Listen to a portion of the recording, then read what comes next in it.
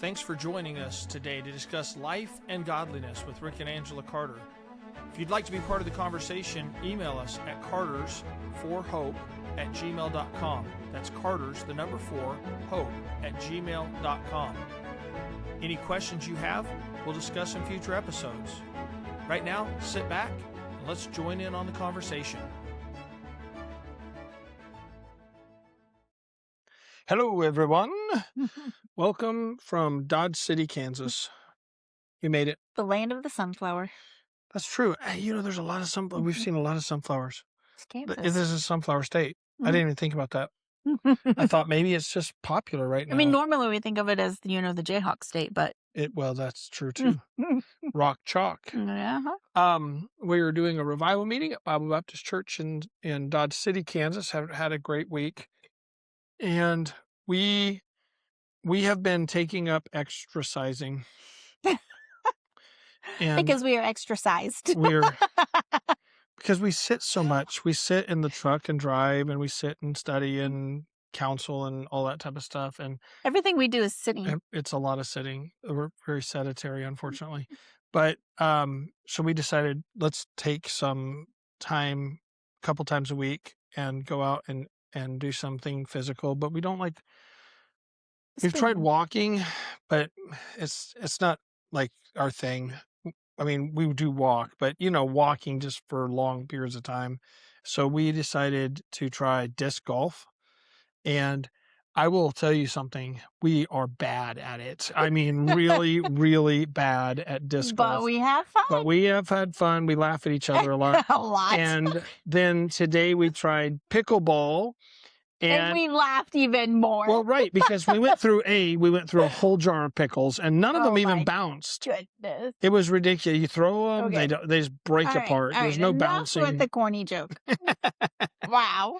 We did win, though. We did win. We played some friends, and we won. I think they had mercy on us. I think we outlasted them. We're younger. Not by much. That youth and vitality that we have. So, We have that? Oh yeah.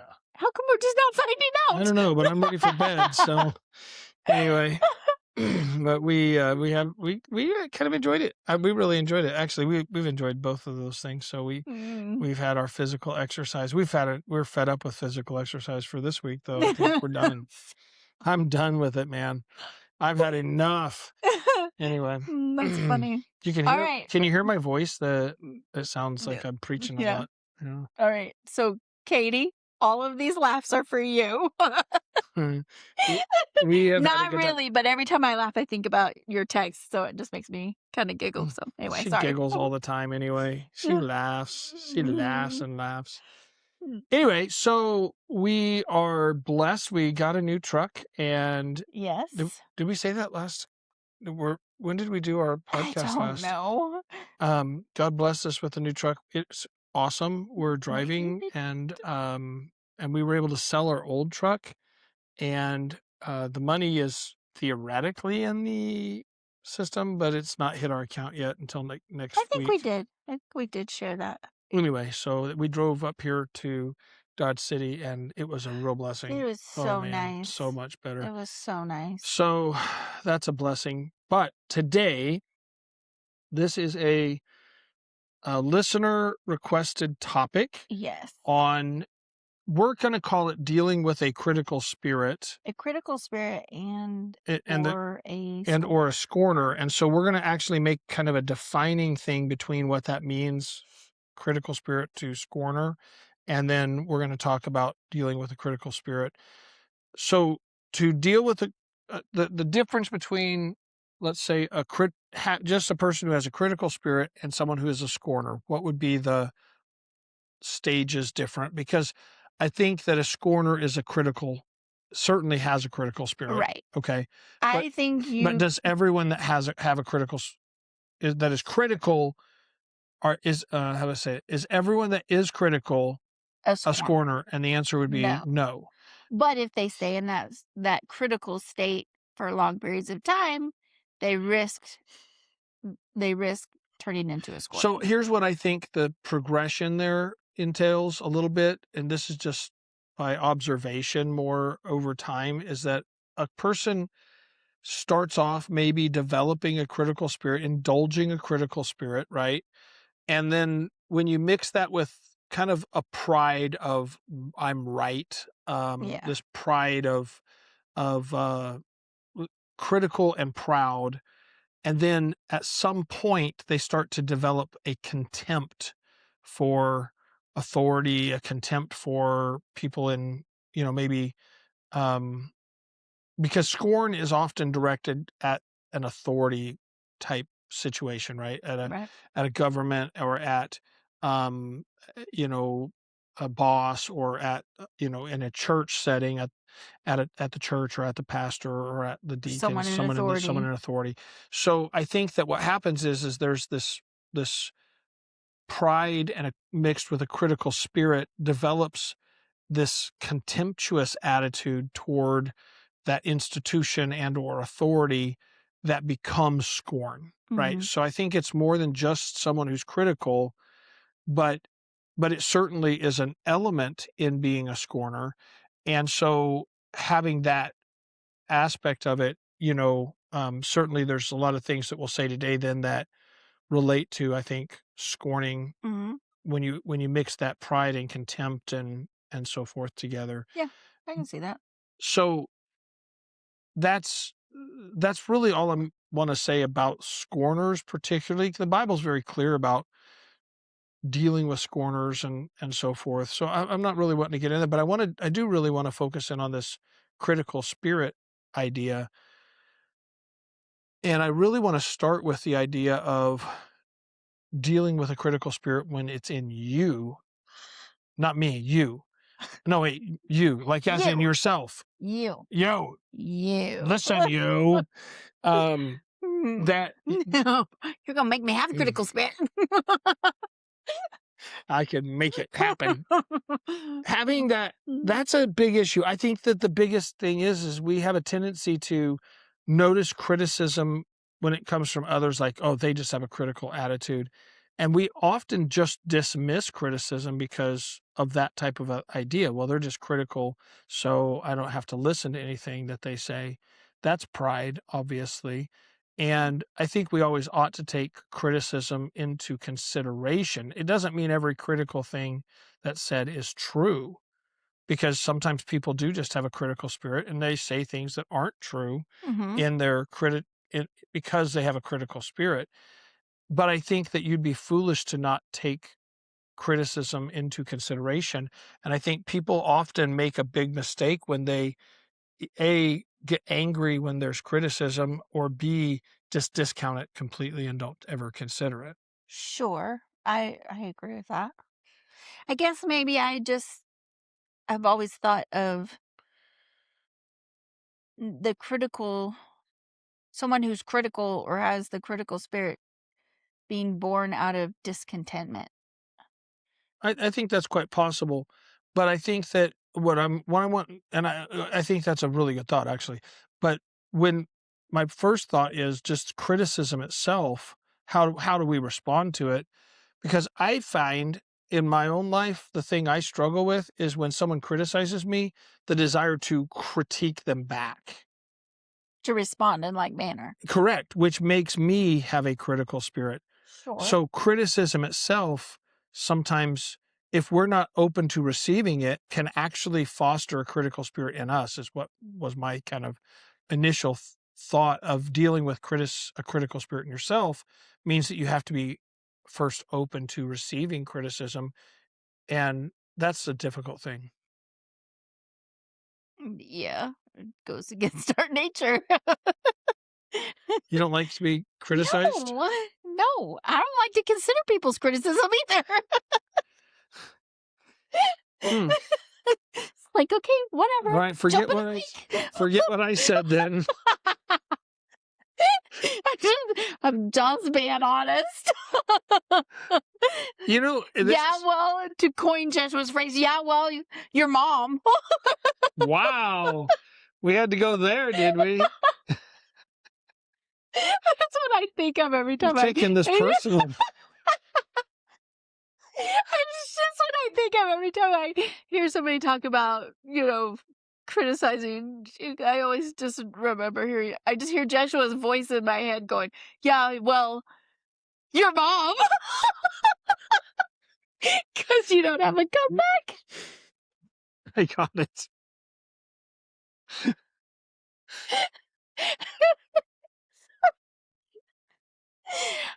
Well, then.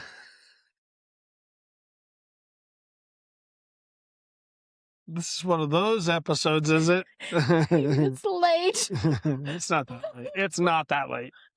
But there were a lot of pickles today. Oh my So. goodness, that made me tired.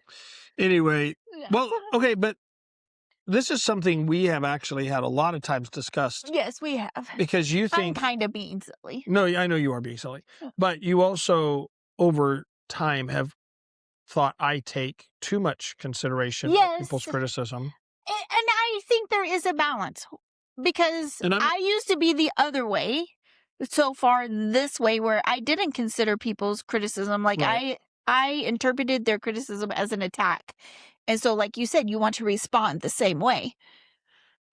And I think sometimes in the past, you have gone too far this way, where you overthink their criticisms. How dare you criticize me? Their criticisms of you, and you're like, well, maybe I didn't do this, or maybe I didn't do that. And I'm like, no, they were just being big jerks. But you have to ask. You have to ask the question: is it legitimate? Did I or did I not? In order to evaluate criticism properly, though. And it helps. You're right, but it helps when your wife says, "No, they're just big jerks," and you're just like, "Okay, then I never have to consider criticism." That's perfect. Yes. All right. I'm glad we got this settled. Got that settled Podcast's down. over. Never mind.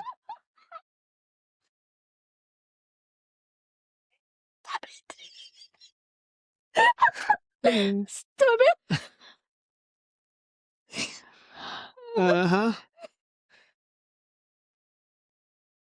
So, this is the thing. We might rename this podcast to Angela's Laugh. Okay, go ahead. Sorry. Because when you don't consider criticism, often either you're just arrogant to the point where you think I've never done anything wrong, which is certainly wrong. Yes. Or you in turn have a negative critical spirit immediately back, right? As a retaliatory. I think you're right. You said it. You get defensive. Yeah. You retaliate. Because you interpret the criticism as an attack. Right. So and sometimes they're meant that way. Well, sometimes, and it's okay to come to that conclusion if you consider, but just because something is an attack doesn't mean there's not an aspect of truth in it either. And so you do want to take the opportunity to learn, even if it was meant evil, it doesn't have to be evil. It can actually turn into good for you. And it might be that you come to the place where you say, well, it was intended evil. And additionally, there is no merit to it. Therefore, it can all be dismissed. And I'm not talking about overthinking. Yeah, and I think that's kind of I'm not talking about overthinking. Right. Yeah. And I think that's like kind of like what honest evaluation. Yeah, I think that's kind of like what I said before. Like, sometimes I feel like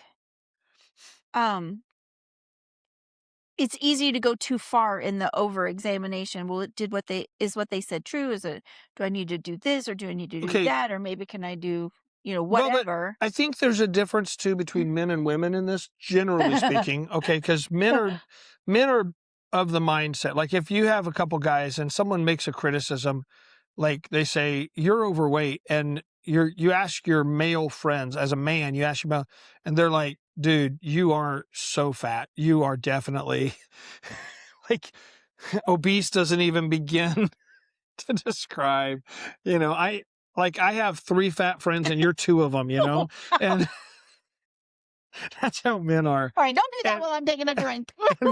Women, on the other hand, oh my stars, it is like, well, you're kind of overweight. Don't listen to them. You're beautiful. You're perfect, girl. Just the way God made you. You are perfect. It could not be any better ever. See, this is the difference between men and women. You got to watch out who you're asking. Is there any merit to this criticism? Definitely ask a woman. They're going to be for sure telling you, don't listen to them. It's okay, girl. Yeah, they don't know what they're talking about. Now, behind their breath, they're like, it's true. We know it's true. Okay, this is for our friends in the Baja, but they'd be saying, you really are the last Coke in the desert. Yeah. Anyway. Cold and refreshing. Anyway, that's the thing, is that men and women do tend to look at things differently, and to try it. So it's difficult. This is why it's difficult for me to, when someone criticizes me, to listen to you, because you're always very dismissive of the criticism. Are you saying? I'm not saying you're wrong, because you're not always wrong, but I come at it from a different. You just totally lens. Discount all of it. Don't listen to any of it. To them. They're jerks. Right. So that's where, and then the worst part is when, if you receive criticism and you're like, that's not true, is it? And I'm just like, not completely. Then I'm in trouble. Yes, because you're supposed to back me up. See, this is the thing. This is the problem. I back you up. This is the problem. We're looking for different things.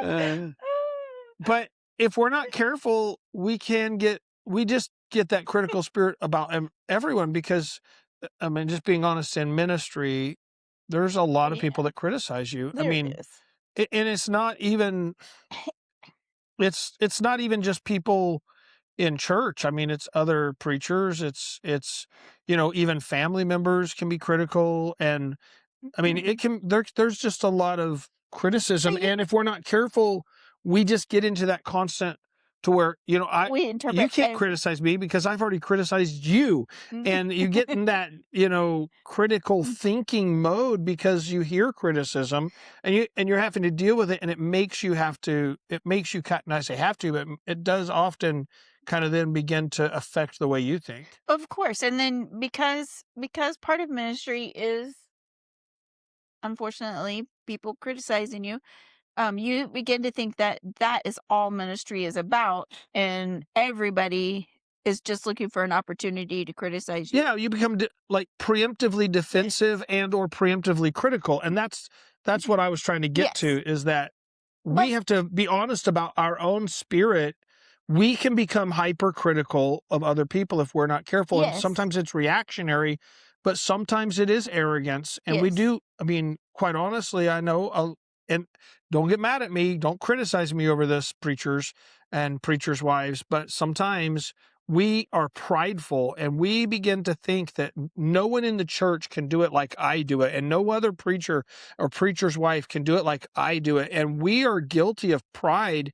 And because of that pride, we become hypercritical of everything and everybody. Yes.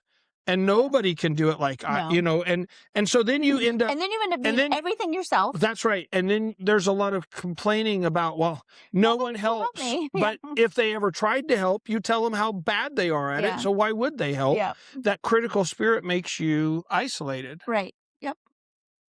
So, it may not have begun in you. It may be reactionary, but be honest about it. Right. Be honest about how your critical spirit's affecting you, affecting your ministry, affecting your family. Right. I'll be honest, I feel like a lot of times we can, and not just preachers and preachers' wives, just Christians in general can become hypercritical of their own kids, because it's like, well, they have to do this and this and this. They're making me look bad, is really the problem sometimes, in that sense of that thought of, you're making me look bad. But isn't that the same spirit that's wicked, that the Pharisees had? It's certainly, they were certainly critical spirited. Yeah. Yeah. And what did that do? It just drove people away from them. It caused them to hate them. Absolutely. And that's where, and that happens in families. And it's kind of crazy because then the parents will be like, well, I don't understand why they're not right with God and they're this and they're that. And it's just this, we knew, we had a lady in our church one time, just critical of everyone, Everything and everything, everybody. and would tell us things like, well, my sons, they won't have anything to do with me. They abandoned me. They this and that. And finally I got a hold of her son because there was The a one that was need. living, yeah. And I'm like, I guess according to your mom, you really just don't have anything to do with her. And he's like, that's not true. He said, it's because she only wants to call me while I'm at work, and I can't talk while I'm at work. And so I don't answer my phone. And then when I try and call her back, she just answers and yells at me because I ignored her all day. And he's like, I can't answer the phone at work. But every time I do something, she criticizes it. It's and she literally drove everyone away in her life. And it was sad. It was very sad. Because there were people that literally wanted to help her and love her, but no matter what you did, it was never good enough. Yeah. And that critical spirit just divides and destroys. Mm-hmm. And I wish people could see, like, it's hard because when someone has a critical spirit like that, it's almost like they've preemptively rejected all criticism of their attitude and their spirit as if none of it's valid. It's actually is everyone else. Yeah. And that's where, kind of where I was at here a minute ago when we were starting, and you just kept laughing at me and stuff. But no, just that if you're not willing to deal with your own critical spirit, then you have no business, telling others they have a critical spirit. Right? You have to take honest evaluation. And listen, there's a right way and a wrong way to deliver criticism. Yes. And so we're going to talk about that too, because it's not that all criticism is invalid, and giving criticism doesn't mean you have a critical spirit, but you need to be honest about it if you do. Right. If you have a critical spirit, you need to be honest about it. Right. And don't be looking at everyone else first. Deal with yourself first. Now, how do you deal with someone, though, that does have a critical spirit? Maybe they've criticized you. Maybe you're in ministry and you've received criticism, or you have this person who's constantly criticizing things in the church or other people in the church. How can you approach someone like that to help them? Okay, maybe I should give the answer. You should probably give the answer. No, you go ahead. Yeah, I was just thinking the whole Bob Newhart style. Stop it! Or I'll bury you in a box. I shared that with someone today who had not ever heard it before. That's crazy. I know. But I kind of like that method. I feel good about myself right now for sharing sharing the gift of stop it. Stop it. No, that's joking. Sometimes it's how we feel, but that's not the proper way to deal with it. Right. You can't bury him alive in a box. Unfortunately. Okay. They look at that as murder. What? They're so critical. I know, right? Like they haven't ever done it themselves. Okay, so proper ways to deal with people that have a critical spirit. 1. Don't respond in like manner. There you go. Don't retaliate. Yeah. That's first and foremost. 2. Always, and this goes to how to deal with a critical spirit, but it also goes how to deliver criticism, both, okay? Always give praise with criticism. And so what is it about this person that has a critical spirit that could be taken positively as part of this conversation? And there it is something. And so that something might be, I appreciate how much you care that things are done right. That's a positive. That's a positive. You care that things are done right. And I know that you want them done right. But I don't know if you're aware that sometimes when you try and show people that it's not being done right, it comes across wrong. Yes. That is very kind. It is kind, but it's clear. Not how I always want to do it. Right, because you have to get your heart right. Yeah, I've actually told people before that we're criticizing. Thank you for sharing your thoughts. I didn't realize you wanted to do this ministry, but go ahead and take over. Well, we had kind of the policy when we were pastoring that if you didn't like the way it was done, you got to do it yourself. Exactly. And that helped with criticism. It did help actually, a lot. because it helped people to stop and evaluate, is it worth criticizing? And maybe it was. And by the way, it was a bit tongue in cheek that we would say that. Yes. But, and people understood that. But it was just the point of consider this before you just start criticizing. Right. Could you have actually done it better? And if you could have done it better, why aren't you doing it? Right. Why didn't you step up Why and didn't you volunteer step to up get it to done? volunteer? Yeah. And mostly I had to do that in the nursery. oh, the nursery. The worst job in the church. There's nothing that made me more thankful to be a pastor than knowing people were in the nursery. And I wasn't. Oh, yeah, thanks. Anyway, I did serve in the nursery in Sunday school a couple times. Yeah, a couple. Yeah. It was fun. We did something weird in Sunday school or in nursery. We had couples serve together. Because we had a Men baby were never boom. in there alone, but we had so many babies. We had a baby boom and we didn't have enough workers. So Right. So it was always husbands and wives. And there were policies, just like the husbands primarily played with the kids in the middle of the floor. That entertain them while the ladies would take the ladies kids to did the diapers and bathrooms and all that type of stuff. Anyway, yeah. but nonetheless, but it was, and we had cameras and stuff too, so everywhere protection. But the point being, if you're going to criticize a criticizer, they are prepared against it. Always. So you have to, in some way, you have to kind of disarm that, and you have to give the praise of, I believe I see your intention here. Yeah. I believe your intention is good, but your method is not helpful. Right. Right. And you need to reconsider your method, because if you're not careful, you might develop a critical spirit. Mm-hmm. Now, if you say that to someone, even if they have a critical spirit, they often don't think they do. No, they often don't recognize They think it. that they are trying to help people. Right.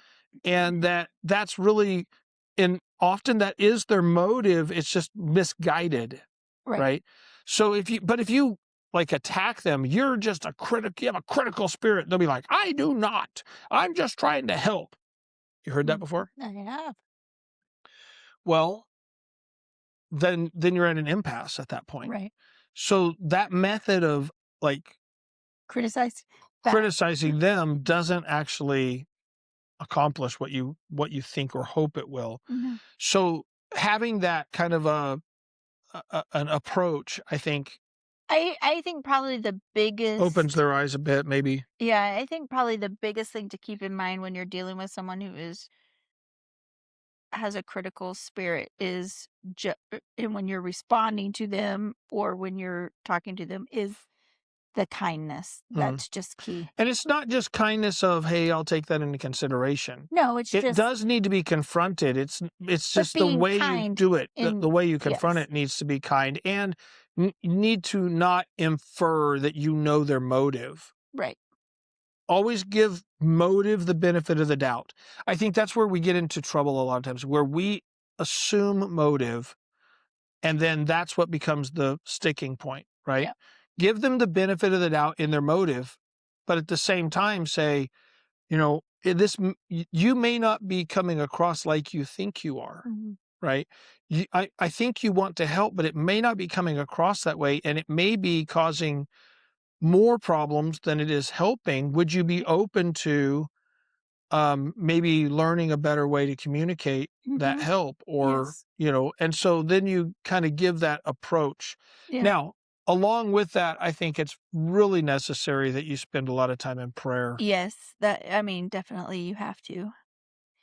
You have to, because if you don't, you run the risk of one, either responding not correctly and making the situation worse, or 2, developing their critical spirit and making the situation worse, you know?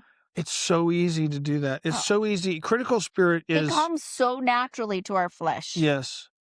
It really does. And we can really get to where we see the first negative in everyone. And then you start wondering why no one ever wants to talk to you, or no one ever wants to be your friend, or no one ever wants to have a relationship with you, because all you do is you criticize, and criticize. It's anybody and everybody to everyone. It's difficult. And everyone can be that way, and people in ministry are no exception. Right. And sometimes people in ministry can become hypercritical of other people in ministry. Sometimes it's toward people in their church. Sometimes, whatever the case might be. And by the way, I'm not saying that we should never speak of things that are wrong. Sure. Okay, I know this is kind of an exaggerated example, but you see that in our president. So many people criticize him all the time. Every platform, always criticism. And what do you see when he gets in front of the microphone, or if he gets on his phone or computer or whatever? You see him retaliate in the same. How dare you? How dare you say that? You hate America. I'm just saying. But you see that. You see how that spirit bleeds over, and you adopt it back. It's when we see it in other people, it's ugly, isn't it? It is very much so. But we don't think we come across that way, but we do. But we do. But we do. But we do. It's important to know that. Yeah.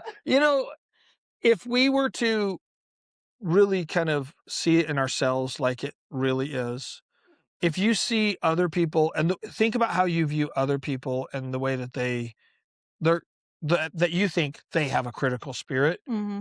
and then evaluate yourself. Okay, how do people see me? Do I talk, just spend my time talking negatively about people? Again, I think that there are times when truth has to be exposed. I think there are times when we have to say, hey, this is wrong, and what this person did was wrong. And I think there's a difference between that and just being a critical person and looking like, because I really personally, I try and take stock, and I will say this, I probably have failed at this many times, but when something comes up that's negative about someone, I really prefer not to talk about it. I want to not talk about negative things. I want to not talk. And sometimes Angela will, she'll say, I saw you really restraining yourself. Yeah. And I'm like, well, but it wasn't something that needed to discuss, right? It was maybe there was a criticism or something that you didn't have to pile onto it. I may have we have maybe have talked about it privately as a couple, right? Because you do talk to your spouse, and not all your you need to be careful. Not all your conversation with your spouse is negative and critical, because you develop that in each other and reinforce it in each other, and you've got to make sure you have positive. But there are times where we will have these discussions and something will turn negative, and I do this in our conversation too. So this is not just I'm not just saying this but I'll tell Angela, as if something and it starts to get negative and critical, I'll say, I know that's true. And and I'm not saying just she says negative, critical things, both of us. Right. And then I'll stop. I'll say, I know it's true, but I also know that if we're not careful, we'll end up with a critical heart and a critical mind, and we don't want that. And we need to set it aside and move on. Right. Or we need to remember that there are good things too. And so, I mean, that's am I wrong? No. That's a pretty consistent thing in our conversation when things like that come up. It's not like every day that happens. Consistent? When those things come up. I'm just kidding. Yeah. Because we counsel so many people that do have a struggle with that critical spirit, and we've pastored so many people that do have and I've been around pastors my whole life, and I've seen pastors and pastors' wives that are destroying their own spirit and their own mind with allowing that. And it's I don't want that in my life. And it's not that I'm in denial of error or wrongdoing or whatever. If it needs to be said, it needs to be said, but it can't be the meditation of your heart. No, and I will say the longer you're in ministry, the harder it is not to develop that. I mean, you really have to fight against it all the time. Yeah. The longer you're in ministry. Yes. Because I remember, like, when we were first in ministry, of course, I didn't grow up in a pastor's home or anything like that, so I was so green, like, super green. And so you take super greens. I do take super green, so apparently I'm green again. But I just remember thinking, having these grandiose ideas, of how I thought church was supposed to be and how people were going to respond to us and with the things we were doing. And I think we do that. We build up this ideal life in our minds about, we're sacrificing all this time. We're giving them so much of this, and they're going to be so grateful. Yeah. And, they're going to appreciate everything we're doing, and then when the first time they don't, it's like, what? When, your whole world falls apart. And because I remember thinking that. I remember thinking, they're supposed to be Christians. Why are they treating us this way? We don't treat them that way, And then over time, you just kind of get used to it. But then, like, there's a switch. You get used to it, but then you start expecting it from everybody. Yeah, that's where the danger is. Yes. Where you're always on guard about it. Yes. And I remember that. I remember when we were pastoring at Beth Haven, I remember thinking, you would meet somebody for the very first time, visitor, or whatever.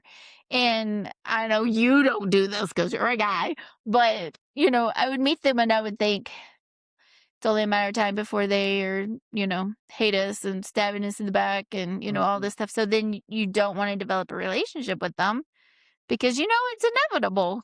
At least that's what it feels like. It's not always that way. But that's that critical spirit, right? That's but it's the longer we pastored, the easier it was for that spirit to pop up. Yeah. So you have to learn to curb it and not allow it to, rear its ugly head. Right. Well, and so, the other thing about that is that I think there is this tendency to gravitate toward people that think like we think. Yeah. And so if we think negatively and critical thoughts, then being around other people who are also critical kind of makes us feel good. It's like, yeah, that's true. They're all jerks, right? Yeah, because then you can, defend each other to everybody. Right. It's because we all see it. We see the truth and that. And it's just like with our kids. We both did this with the kids where we said, look, this person may not be a bad person, but they don't bring out good things in you. Oh, yeah. And if you're around someone that brings the critical spirit out, then you probably make them your best friend. You should. I mean, it's not that you can't be friends, but right. you should guard yourself in that relationship, not in a sense of they're bad people. Don't be. I'm not talking about being critical of them. If they bring it out in you, right. And two people can be good people, but bring up bad qualities in each other. Yeah. And so you got to put yourself around people that bring out the good qualities in you. Yeah. And we always tried to teach the kids, and it was even hard for me to practice as the mom and as pastor's wife to, our relationship should be edifying. They shouldn't be critical. They shouldn't be tearing down. They shouldn't be, glorifying anything fleshly or worldly, So when I'm like dealing with my relationships in the church or with other ladies or friends, other pastors' wives even, I always try to examine, is this relationship that I have with this person, is it an edifying relationship? Or do I find myself only wanting to talk about, negative things or critical things? Or do I only find myself tearing down others when I talk to them or, whatever that is? But for me, like, that's kind of my litmus test of relationship. Like, what am I bringing out and what are they bringing out in me? And if it's not edification to be more like the Lord or to get rid of things in my life, then I'm probably not going to make that my main relationship. Mm-hmm. Yeah, I think it's a really important part of it. Yeah. If you're not guarding your own spirit, then you're gonna, what the Bible says, guard your heart, for out of it are the issues of life, right? Right. So if you're not guarding your heart and guarding your spirit, and you are putting yourself around that critical, and it's bringing it out in you, you're definitely going to end up with that problem. And you might say, well, it's because of this person, that situation, that situation, but really it's because you chose not to separate yourself from those things that create it. Right. Yeah. You have to take responsibility for it. Exactly. You can't fix a critical spirit if you don't take responsibility for the critical spirit. And I think on the flip side of that, like you said earlier, you can't just dismiss it. You need to analyze yourself, but then also don't go too far that way where all you do is beat yourself up. Oh, well, they said this or they said that. I don't think you should beat yourself up. Yeah. So I think that's a danger. You have to be careful and not go into that ditch. There's ditches on both sides, like you always say, take into consideration. But if it's not, ask the Lord. If he doesn't show you things, then be like, okay, well, thank you, Lord. It was a good reminder to check up in this area. And if he doesn't show you that you're doing anything wrong, then move on. Don't dwell on it and let that twist you all up and where you can't function, because all you do is think about that. Absolutely. So you gotta put it under the blood. Okay, one last question. One question. Is it okay to criticize people who don't like, share, and subscribe? Oh, I think that's what it's supposed to, right? They're the worst, aren't they? So you gotta like, share, and subscribe. Anyway, all right. Just thought I'd throw that in there. But in all seriousness, we have really enjoyed all the comments. Oh, we're loving the comments. Yeah, so many people have commented. And Mike Farrell, big shout out to you. Who finally realized that he could follow on Facebook, right? Because you can follow on Facebook. You didn't know. Josh Looney's commented. Yes. Oh, praying for Josh and Carrie, and her dad passed away, and just so we're praying for them. Lift them up in prayer. Keep them in prayer for that. And then, Katie Peacock, and of course, all the Peacocks listen, and so, but Katie texted me today, and so it was a hey, Katie. It was a don't sing Christmas songs. I told her you were singing them. It's not time. Anyway, but it's just an encouragement. It really does. It just encourages us to keep doing that, and then also submit your topics, because this is a submitted topic. For instance, do you think it's wrong to sing Christmas songs before Thanksgiving? Oh no. That should be a topic we should discuss at some point. That is divisive. Katie and I agree. Are you going to share your advice to Katie? No. No. Anyway. If I get a song in my head that I don't want there to be there, I sing the Oompa Loompa song and it goes away. That's true. Yeah. So anyway, subscribe. That was a weird bit of information. You can message us on carters4hope@gmail.com. The number 4. Or you can message us on Messenger on Life and Godly Podcast on Facebook, or leave a Spotify, comment on YouTube, any of the places. And thank you for listening. Yeah. Thank you for sharing. Thanks for putting up with our silliness. There was a lot of that tonight. Maybe we'll get back to recording in the day when we won't be so retarded. Yeah, it's been crazy lately, but I think we're about through the crazy, hopefully. Maybe. I don't know. Maybe not. Never. Maybe we just carry it with us. This is life, right? Life and godliness. Bye.